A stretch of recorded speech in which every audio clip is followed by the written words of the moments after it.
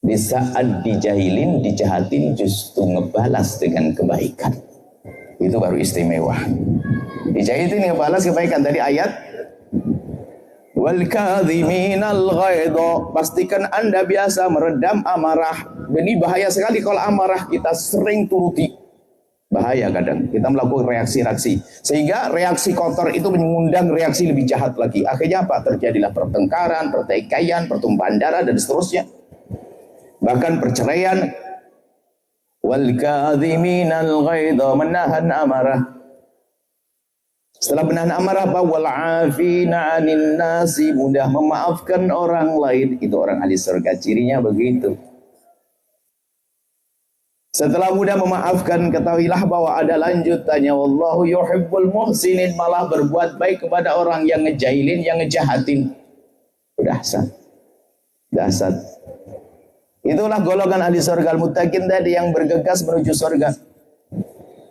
Sudah, mungkin ayat itu saja perlu kita ulang-ulang hari ini agar kita bisa menjadi orang yang lapang hati, mudah memaafkan.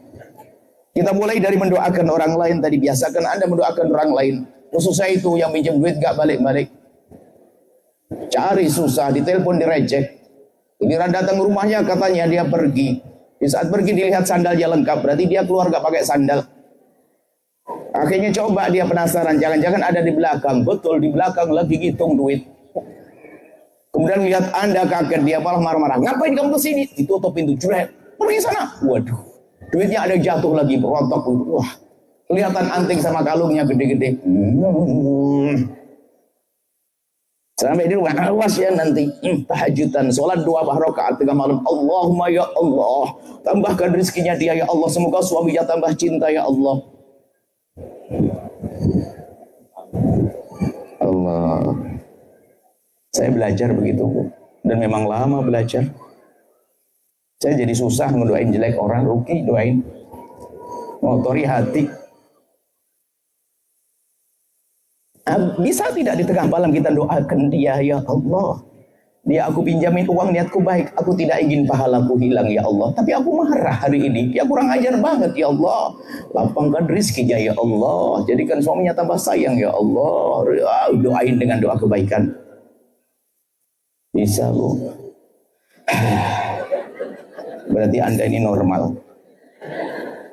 Karena ini perkataan wali. Kalau Anda sudah ngomong bisa, sudah jadi waliullah dari kemarin. Kasih Allah itu ujinya begitu.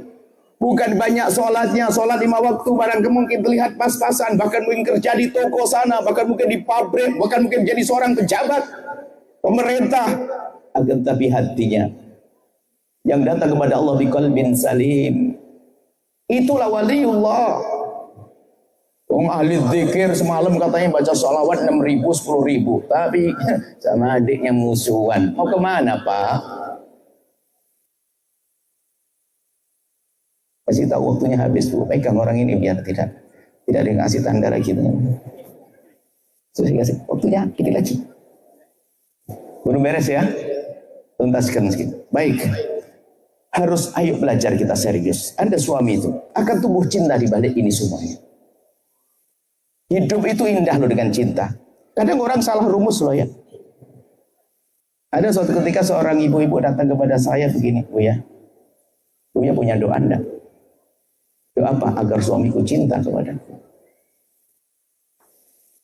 Ya punya dong, masa kiai gak punya kan gitu ya. Ibu mau?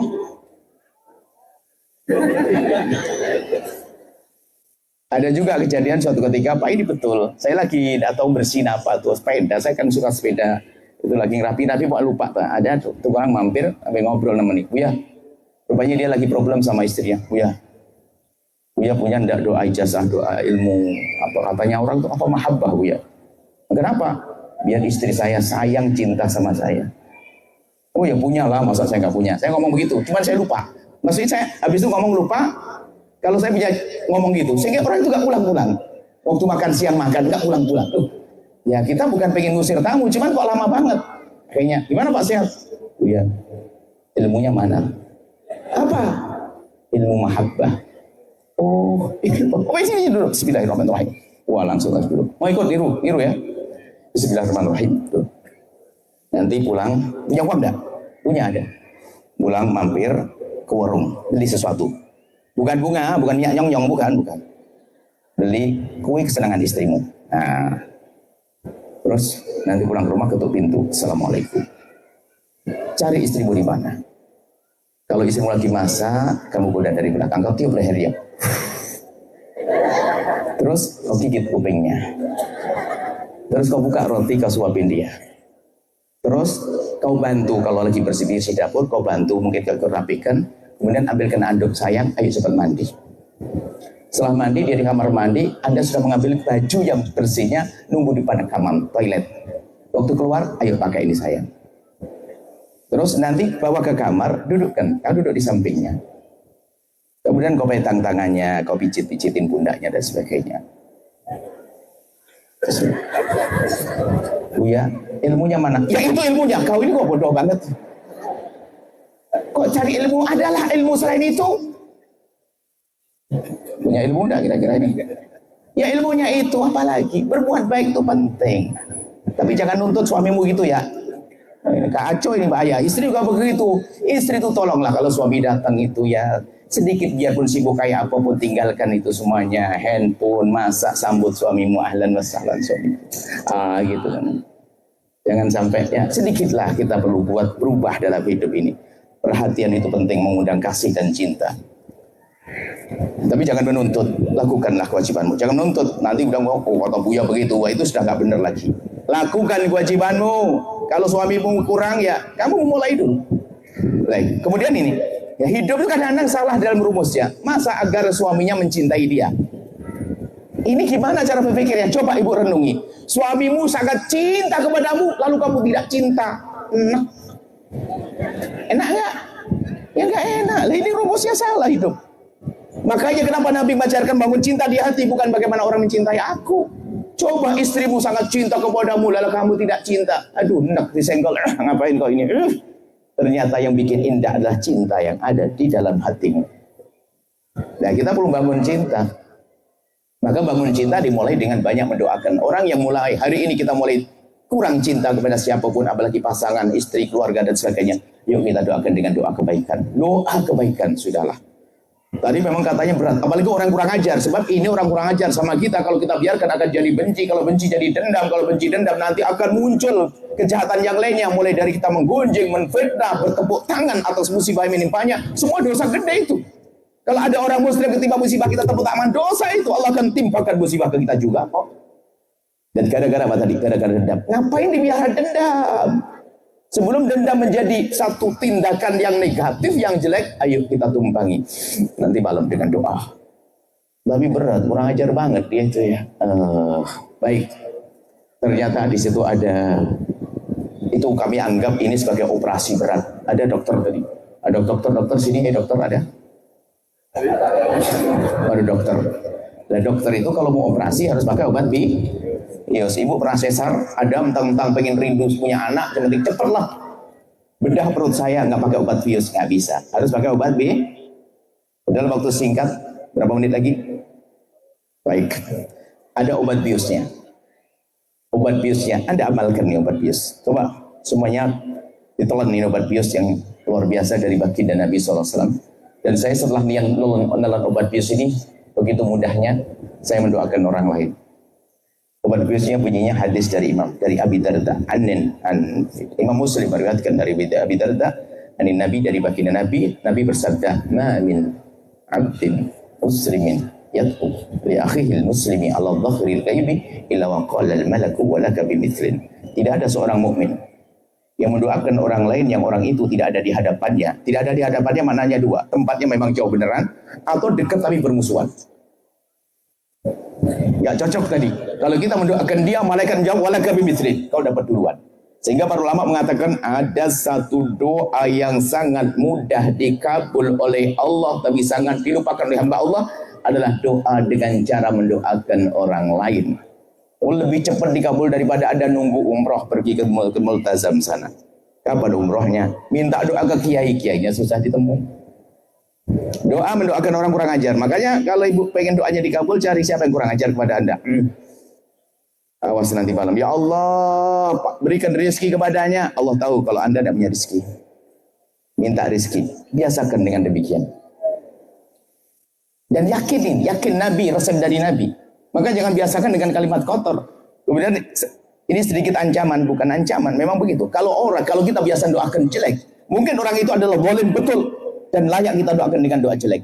Tapi kalau ternyata dia tidak layak kita doakan, ternyata doa itu akan melampung dan kembali kepada kita. Maka doain jelek itu tetap gak enak deh. Sampai suatu ketika ada mungkin seorang pemimpin negara atau pemimpin suatu kelompok perampok, pencoleng. Kadang seandainya ada memberi kabar, kamu dikasih doa satu dikabul untuk pencoleng ini. Antara dia mati atau dia tobat, saya mikir.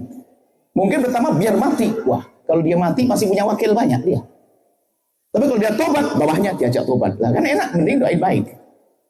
Ngapain doain jelek? Percuma. Apalagi itu juga umat Nabi Muhammad SAW. Katanya cinta Nabi, kenapa doain jelek? Pulang dari ini gak ada doain jelek. Doa baik, sudahlah. Semarah apapun Anda dengan dia, doain. Khususnya tuh pedagang dengan pedagang, ustadz sama ustadz. Doain ustadz sebelah. Sebab ustadz paling susah, doain ustadz lain. Doa ya Allah semoga ustadz sebelah ini makmur pesantrennya, santrinya hebat-hebat, rezekinya banyak, ya Allah, begitu. Jadi mendoakan orang lain menjadikan Allah mengkabul doa kita. Ini mujarrab. Anda amalkan. Sudah, jangan biasa mendoakan jelek kepada orang lain. Pastikan Anda pulang. Maka pulang ke rumah ini, setelah ini agar Anda bahagia, hidup sehat. Bahagia, hidup sehat, nanti pulang ambil kertas. Cari orang-orang yang kurang ajar.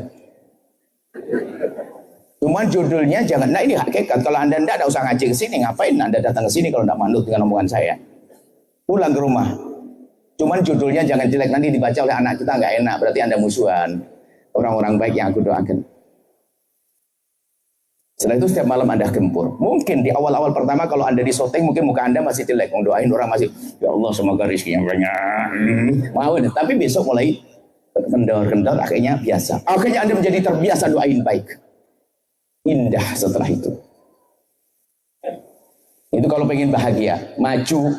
Kenapa bagaimana bisa maju? Kita berusaha tolong menolong. Kalau orang hasut gak mau nolong, nyungsep lo, mati lo, bangkrut lo, bahkan jelek banget semuanya.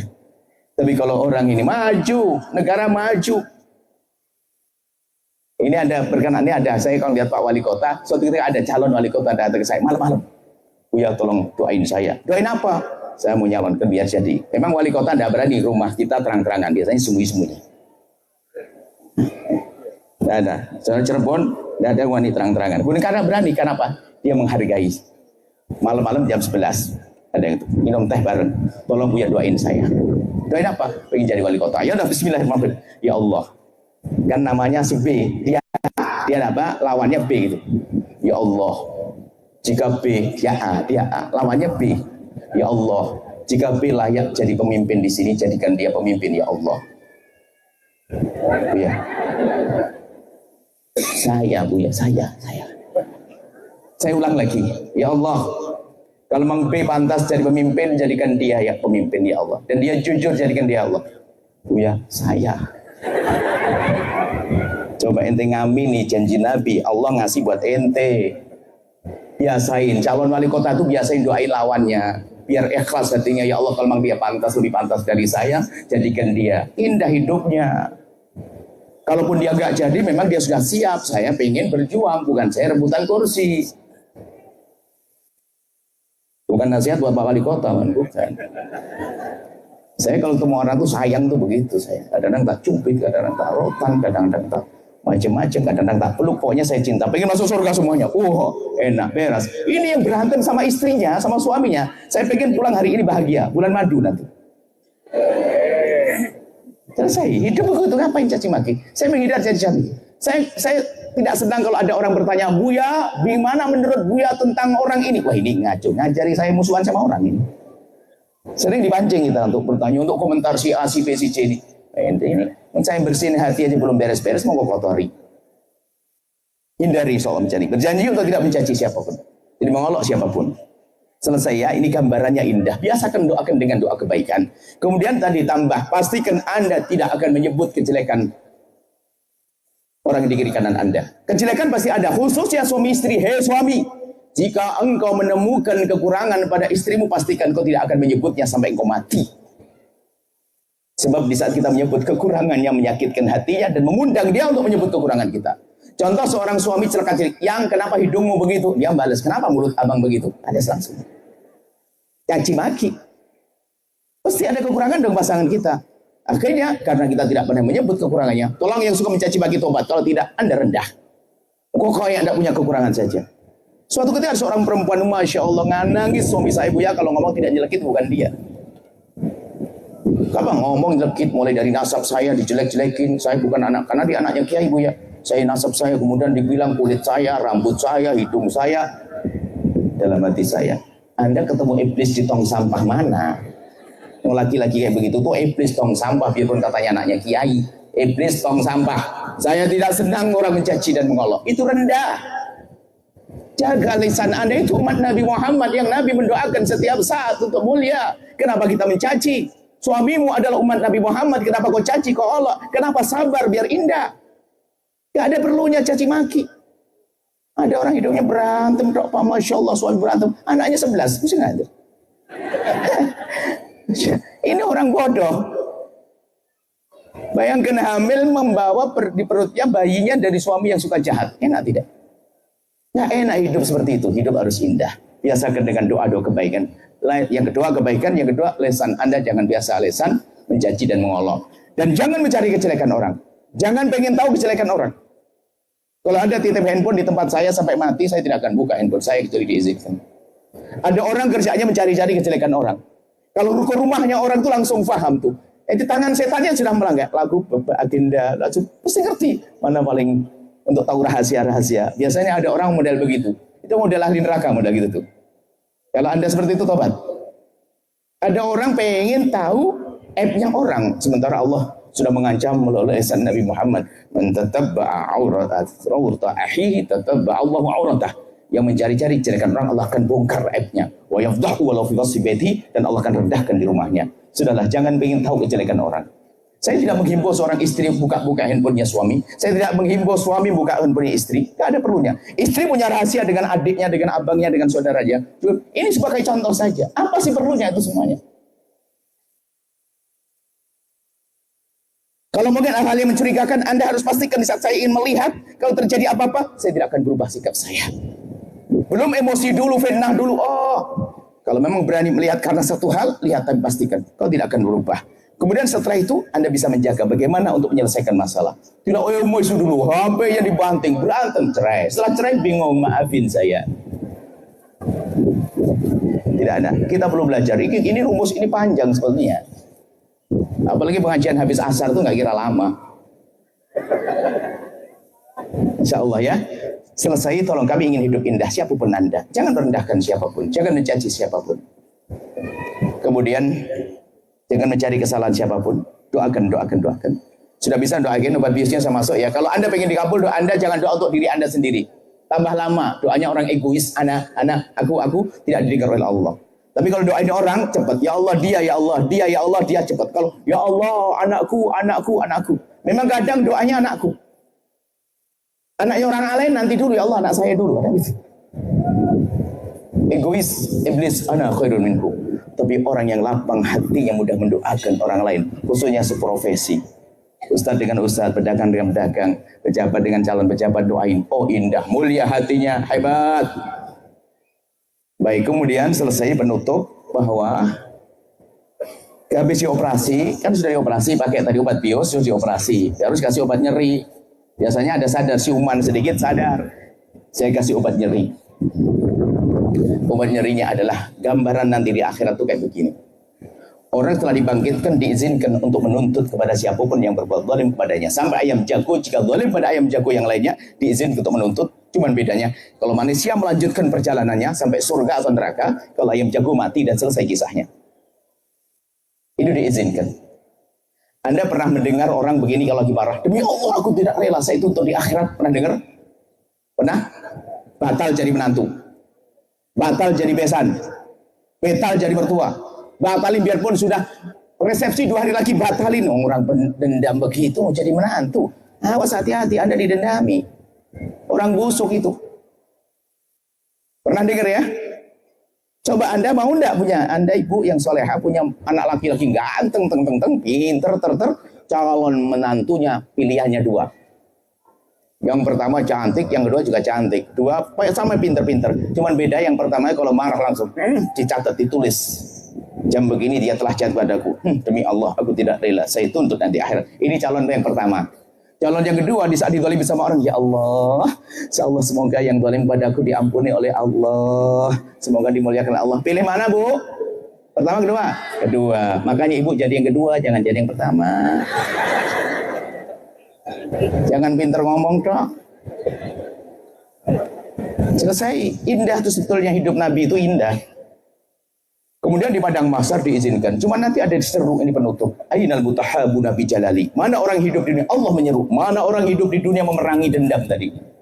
Bukan berarti tidak ada dendam, enggak, bohong. Kita semua ada dendam. Bibit dendam ada, bibit benci. Cuman hebat yang para kekasih Allah di saat dendam diperangi dengan kebaikan. Kalau kekasih Allah tadi kadziminal ghaiz wa afinan nas. Kalau dia marah sama orang, malah berbuat baik. Aneh. Makanya kalau Anda diberi hadiah oleh kiai, hati-hati. Bukan berarti Anda baik. Jangan-jangan Anda telah nyakiti beliau, cuma beliau itu ingin mengobati hatinya biar nggak marah sama Anda. Kiai nggak mau nampakkan jelek. Ulama-ulama yang asli, betul, benar baik, dizalimi sama orang, kirim duit ke sana, kirim hadiah. Maka jangan GR dulu, benar diri dulu. Kasih hadiah ini, jangan-jangan saya buat salah ke dia. Itu baru benar. GR, wah ini hadiah saya baik, padahal dia berbuat salah. Maksudnya apa? Para kekasih Allah itu lihat, di saat dizalimi ternyata justru membalas dengan kebaikan. Bahkan bagi dia adalah ini kesempatanku untuk mengamalkan ayat tersebut untuk mendapatkan pangkat tinggi. Jadi kezaliman itu kadang dicari biar aku bisa dapat pahala. Tapi Anda tidak usah nyari, Anda belum kuat. Jangan sok menghindar ya. Nah, supaya itu suruh nuntut. Kalau ainal mutahabu nabi jalali, mana orang hidup dengan cinta itu berkumpul, tiba-tiba mendengar, Anda dengar semuanya insya Allah. Kalau orang di dunia hidupnya dengan cinta, memerangi benci dengan saudara, tetangga, dan seterusnya, tiba-tiba berkumpul. Setelah berkumpul apa disuruh? Pergilah kau ke surga. Sehingga meluncur ke surga laksana kilat. Sampai digambarkan padang mahsyar puluhan ribu tahun bagi orang kafir, orang munafik. Tapi bagi orang-orang yang hidupnya dengan cinta, ma baina dhuhri wal asri, seperti antara zuhur dengan asar, kilat. Terus saya bayangin diri saya sendiri. Mungkin ada orang zalim ke saya, komentar gak baik, ini saya marah. Saya diizinkan tuntut, ya saya tuntut. Pak, kamu gini ya. Kok gitu ya? Setelah nuntut selesai, saya noleh. Rombongan di surga saya hilang. Saya ngejar kayaknya kesusahan. Akhirnya saya mikir, daripada saya ketinggalan di akhirat nanti, mending saya maafkan waktu di dunia.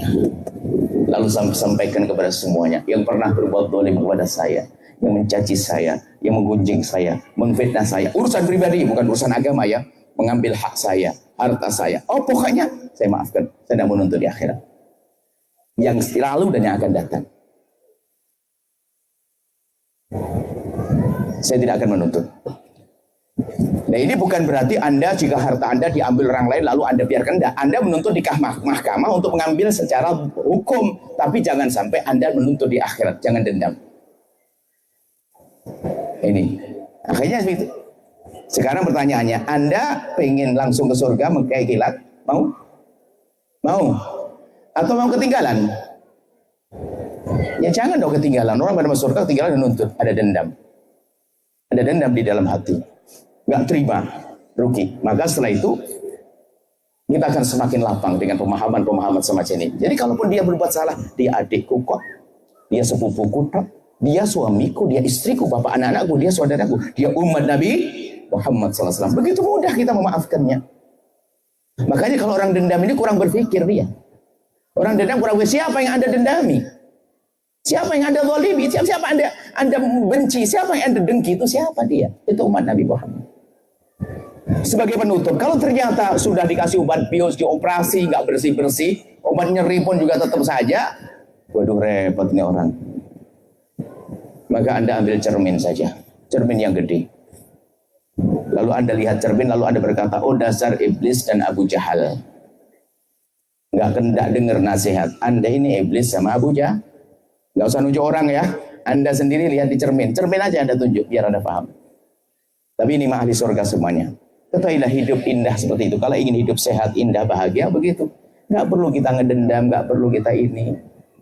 Setelah itu kita ngerti siapa yang paling mulia di antara kita.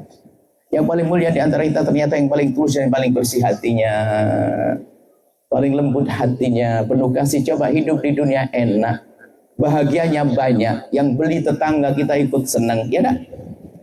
Bahkan kesenangannya bukan di saat menerima, di saat memberi pun senang. Orang dengan cinta memberi senang, memberi senang, memberi senang.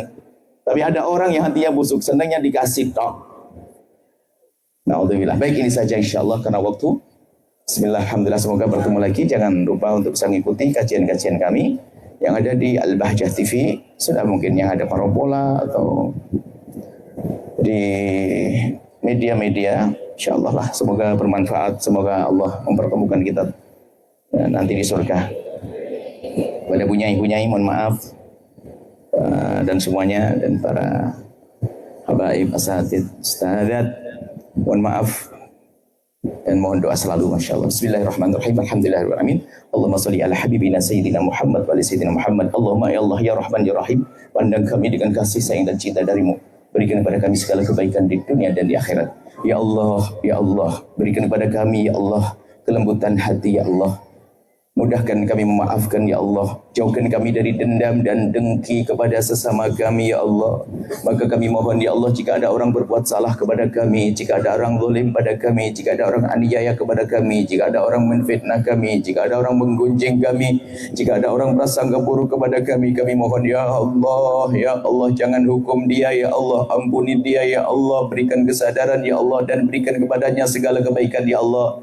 Dan kami mohon, ya Allah, sungguh kami mencintai mereka, siapapun yang mendengar suara ini, ya Allah, yang melihat acara ini, yang mengerti acara ini, baik yang jualan atau yang sopir-sopir taksi atau siapapun, ya Allah, kami mohon jadikan mereka ahli surgamu, ya Allah. Kami ingin siapapun yang telinganya mendengar kemuliaan ini, ya Allah, wujudkan keindahan dalam rumah tangganya, ya Allah. Jauhkan dari berbuat zalim kepada pasangan, jangan jauhkan dari dizalimi, ya Allah. Kami rindu mereka mulia Engkau, ya Allah. Pandang mereka dengan kasih sayang, ya Allah. Yang sempit rezeki lapangkan dengan rezeki yang halal berberkah. Yang sakit sembuhkan, yang punya hutang mudahkan kami dalam bayar hutang-hutang kami, ya Allah. Dan kami mohon, ya Allah, wujudkan keindahan dalam rumah tangga kami, ya Allah. Suami istri yang saling mencintai karenamu dengan anak yang soleh soleha, yang dibanggakan oleh kekasihmu Nabi Muhammad.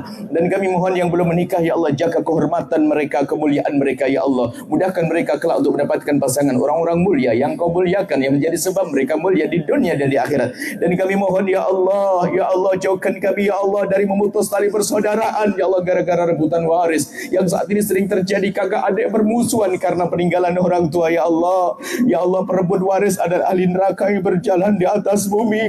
Kami mohon, jika ada di antara yang hadir di sini yang masih berbuat waris dengan saudaranya, kami mohon lembutkan hatinya, ya Allah, sehingga mereka saling mencintai dan tidak lagi berebut waris, yang ada hanya cinta, keindahan, kebahagiaan, ya Allah. Dan kami mohon anak-anak kami, jaga mereka, jadikan mereka anak-anak ahli surga, ya Allah, anak-anak ahli surga. Dan kami mohon jika ada di antara yang hadir yang punya anak yang bejat, jauh dari kemuliaan, jauh dari kebaikan, kami mohon berkat kehadiran orang tua yang mulia ini, muliakan anak-anak itu, ya Allah. Kami mohon jaga kota ini, ya Allah, dari pemimpinnya, rakyatnya, ulamanya, semuanya, ya Allah, jaga, ya Allah. Jika mereka orang baik, jadikan mereka lebih baik. Jika mereka tidak baik, jadikan baik, ya Allah. Dan kami mohon, ya Allah, makmurkan pesantren, majlis, para ulama-ulama, habaib yang ada di kiri kanan tempat ini, ya Allah. Makmurkan majlis mereka dengan dengan santri-santri yang soleh soleha, ya Allah. Kirimkan kepada mereka pejuang-pejuang yang tulus untuk membantu perjuangan mereka, ya Allah. Dan kami mohon, ya Allah, jadikan kami dengan mereka hamba yang saling mencintai, ya Allah, saling mencintai karenamu. Dan kami mohon, ya Allah, panjangkan umur kami dalam ketaatan serta sehat walafiat. Dan kami mohon, ya Allah, ampuni orang tua kami dan guru-guru kami, berikan kasih sayangmu kepada mereka, ya Allah. Guru-guru kami, orang tua kami, berikan kasih sayangmu kepada mereka yang telah mendahului kami, ampuni dan angkat derajat mereka. Yang masih hidup, panjangkan umur mereka dalam ketaatan serta sehat walafiat. Dan kami mohon, ya Allah, yang sakit sembuhkan, ya Allah. Yang sakit sembuhkan, ya Allah. Yang sakit hati lapangkan hatinya, ya Allah. Ampuni, ya Allah. Muliakan semua, ya Allah. Kami semua, ya Allah. Tetangga-tetangga itu, ya Allah, jadikan tetangga ahli surga, ya Allah. Jika ada di antara mereka yang sering meninggalkan solat, jadikan ahli solat. Kami tidak rela jika ada tetangga kami, masyarakat kami satu pun yang meninggalkan solat di neraka-Mu, dan kami tidak rela mereka masuk neraka-Mu. Jadikan ahli solat, mudahkan bayar zakat, mudahkan puasa, mudahkan menjaga kemaksiatan, dan kami mohon jauhkan kami dari sebab-sebab kehinaan. Jauhkan kami dari sebab kehinaan, cukupkan kami dengan yang halal dari-Mu. Jauhkan kami dari zina yang busuk, hina dan Kau hinakan. Itu ya Allah. Jauhkan dari zina yang busuk, hina. Itu ya Allah. Dan kami mohon jika ada di antara kami ada hamba-Mu yang pernah terpeleset dalam hina dan busuknya zina, kami mohon ya Allah berikan kesadaran kepadanya, bencikan kepada zina, dan tutup aibnya di dunia. Tutup ya Allah sehingga tidak terhinakan di dunia, dan tutup aibnya di akhirat sehingga di akhirat tidak Kau hukum, dan bencikan kepada zina, buka pintu halal untuknya ya Allah. Dan kami mohon jauhkan kami dari menggunjing pezina, jauhkan kami dari menggunjing pemabuk, jauhkan kami dari menggunjing orang lain ya Allah. Tutup aib saudara-saudari kami dari mata kami, dan tutup aib kami dari mata mereka, dan buka aib kami di mata kami agar kami bisa berubah dan menyadari kekurangan kami. Dan ampuni kami ya Allah, panjangkan umur kami dalam ketaatan serta sehat walafiat. Berikan pada kami semua husnul khatimah, mati dalam keadaan iman. Dan kami mohon ya Allah, jadikanlah ucapan kami di akhir hayat kami kelak, saat Engkau hendak mencabut nyawa kami ingin saat itu ya Allah, hati dan lidah kami mampu mengucapkan kalimat agung dan mulia, la ilaha illallah sayyidina Muhammad Rasulullah, la ilaha illallah sayyidina Muhammad Rasulullah, la ilaha illallah sayyidina Muhammad Rasulullah sallallahu alaihi wasallam. Rabbana atina fid dunya hasanah wa fil akhirati hasanah wa qina adzabannar. Wa sallallahu ala sayyidina Muhammadin wa ala alihi wa sahbihi wasallam. Alhamdulillahi rabbil alamin. Al-Fatihah.